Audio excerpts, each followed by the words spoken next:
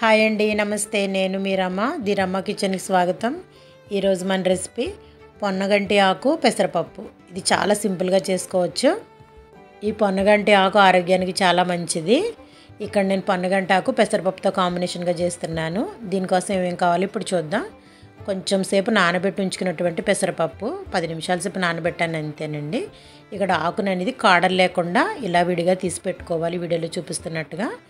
దాంతోపాటు కొంచెంగా ఉల్లిపాయ ముక్కలు, 2-3 పచ్చిమిర్చి కారానికి సరిపడా తీసుకోవాలి. అంతే, ఎక్కువ ఇంగ్రీడియంట్స్ ఏం అవసరం ఉండదు.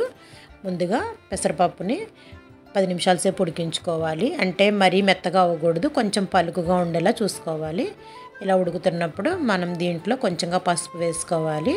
ఈ పెసరపప్పు ఉడికేటప్పుడే మనం కట్ చేసి పెట్టుకున్నటువంటి ఉల్లిపాయలు, పచ్చిమిర్చి ముక్కలను వేసుకోవాలి. అవి కొంచెం ఉడికిన తర్వాత పొన్నగంటి ఆకును మనం శుభ్రంగా కడిగి ఆకుతో సహా వేసేసుకోవచ్చు. దీన్ని తరగవలసిన పని ఏమి ఉండదండి, ఎందుకంటే ఇది ఎంతసేపు ఉడికినా కొంచెం ఆకు అలానే ఉంటుంది. ఆకు సైజు కూడా మరీ పెద్దదిగా ఉండదు కాబట్టి డైరెక్ట్గా ఆకులో వేసేసుకోవచ్చు. అది వేసిన తర్వాత మరి 2-3 నిమిషాల సేపు ఉడికించుకోవాలి. వాటర్ అనేది మరీ ఎక్కువ ఉండకుండా చూసుకోవాలి. వాటర్ కొంచెం డ్రై అయ్యేలా ఉడికించుకొని చివరిగా పప్పుకు సరిపడగా కారం, ఉప్పు వేసుకోవాలి. ఇలా వేసుకున్న తర్వాత ఆకు కూడా కొంచెం మెత్తబడుతుంది. ఇప్పుడు మనం పప్పుకి తాలింపు పెట్టుకోవాలి.